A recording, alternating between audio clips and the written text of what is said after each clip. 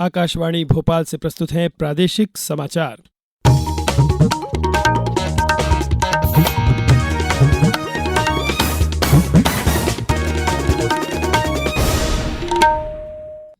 नमस्कार, समाचारों के साथ मैं नवनीत चौबे। सबसे पहले इस बुलेटिन के मुख्य समाचार। प्रधानमंत्री ने दक्षिण अफ्रीका के जोहान्सबर्ग में ऑस्ट्रेलिया के प्रधानमंत्री के साथ की महत्वपूर्ण बातचीत। मुख्यमंत्री डॉक्टर मोहन यादव आज हैदराबाद में प्रमुख उद्योगपतियों के साथ करेंगे संवाद।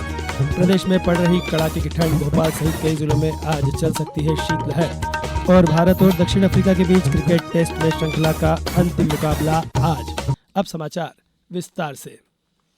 प्रधानमंत्री नरेंद्र मोदी ने दक्षिण अफ्रीका के जोहान्सबर्ग में G20 शिखर सम्मेलन से इतर कल ऑस्ट्रेलिया के प्रधानमंत्री एंथनी अल्बानीज के साथ बातचीत की।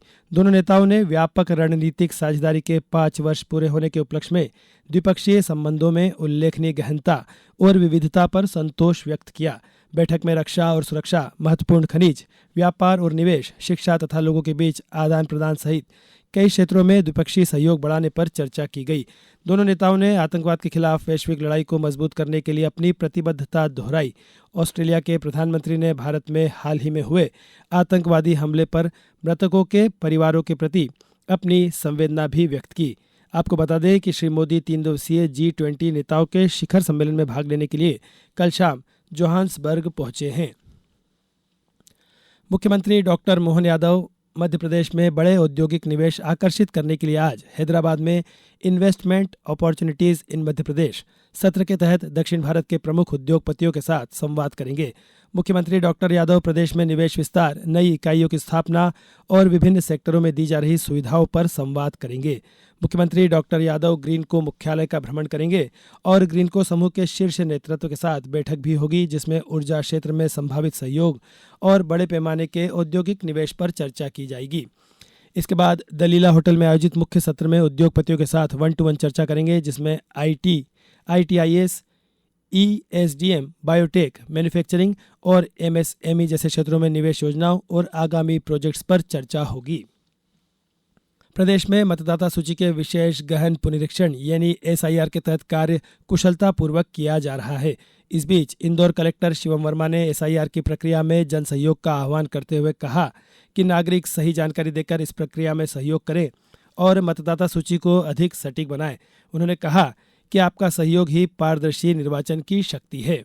SIR की जो प्रक्रिया है वो हमारे जिले में भी चल रही है और इसी क्रम में हमारे जो BLO साथी हैं वो आपके घर घर पहुंच के आप उन्होंने फॉर्म दिया होगा SIR का, अब उसको वो भरवा रहे होंगे और उसको कलेक्ट करके उसको डिजिटाइज भी करेंगे और इसमें हमारे सभी निर्वाचन की पूरी टीम लगी हुई है। तो मेरा आपसे सादर निवेदन है कि उनके कार्य में उनका सहयोग करें, उनको जो भी दस्तावेज या तथ्य वो पूछते हैं उनको बताइए। हमारा जिला जाति इस पूरी प्रक्रिया को हम तेजी से पूर्ण करके हम अपने जिले की इस प्रक्रिया को पूर्ण कर सकते हैं। प्रदेश के शासकीय महाविद्यालयों में पढ़ाई कर रहे विद्यार्थियों के कौशल और व्यक्तित्व विकास को निखारने के लिए उच्च शिक्षा विभाग उन्हें निःशुल्क प्रशिक्षण दे रहा है। अपर मुख्य सचिव उच्च शिक्षा विभाग अनुपम राजन ने बताया कि पारंपरिक कोर्स कर रहे विद्यार्थियों को रोजगार अवसरों के अनुरूप तैयार करने के लिए जॉब इंटरव्यू, तकनीक, संचार कौशल और व्यक्तित्व विकास पर विशेष रूप से प्रशिक्षण दिया जा रहा है। यह प्रशिक्षण बेंगलुरु के SGBS उन्नति फाउंडेशन द्वारा स्नातक अंतिम वर्ष एवं स्नातकोत्तर के विद्यार्थियों को दिया जाएगा। स्वामी विवेकानंद कैरियर मार्गदर्शन योजना के अंतर्गत स्नातक अंतिम वर्ष एवं स्नातकोत्तर के विद्यार्थियों को प्रशिक्षण दिया जा रहा है।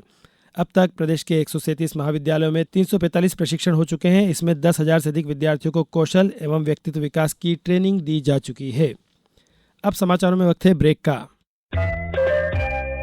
ये समाचार आप आकाशवाणी मध्य प्रदेश से सुन रहे हैं। ये समाचार बुलेटिन YouTube पर Madhya Pradesh news All India Radio channel पर और Facebook साथ ही X प्लेटफॉर्म पर AIR न्यूज भोपाल पर सुने जा सकते हैं। इसके अलावा आप हमारी वेबसाइट newsonair.gov.in पर अथवा न्यूज ऑन AIR ऐप पर भी समाचार सुन सकते हैं।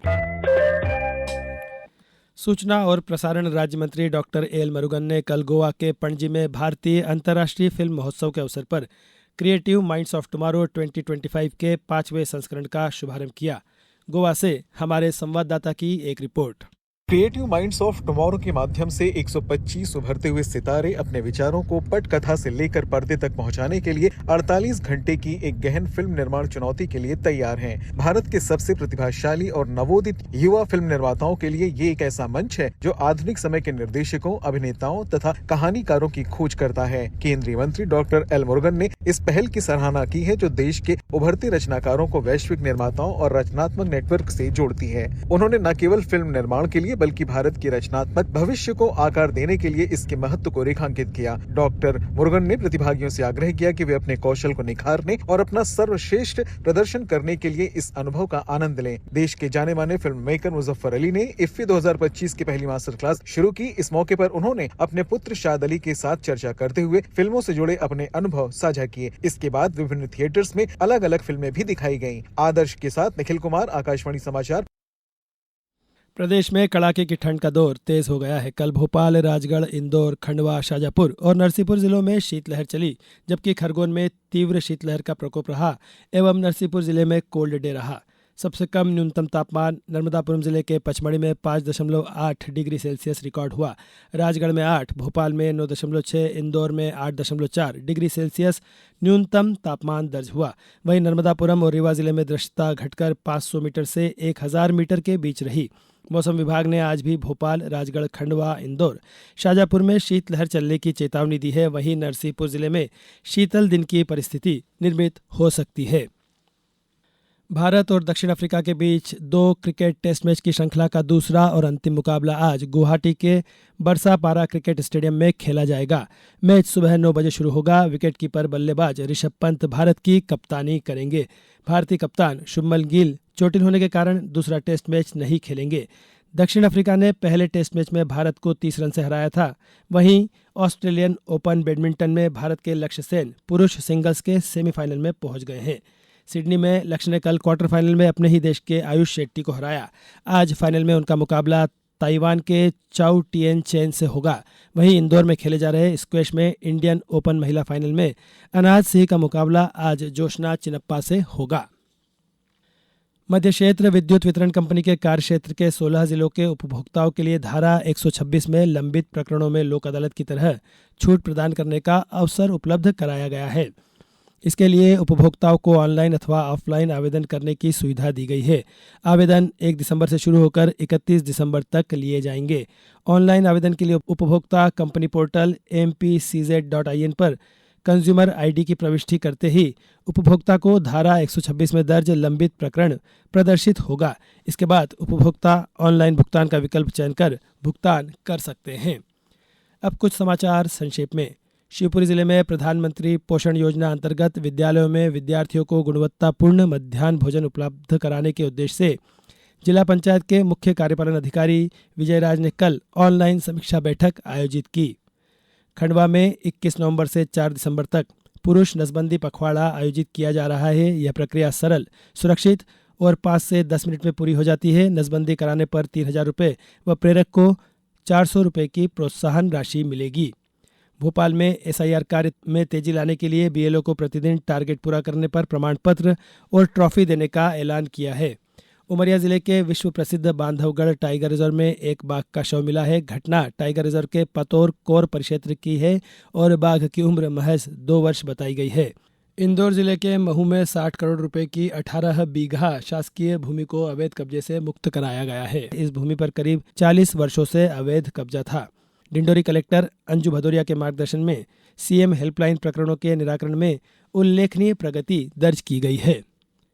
इस बुलेटिन में बस इतना ही। अगला बुलेटिन दोपहर 2:10 पर। नमस्कार।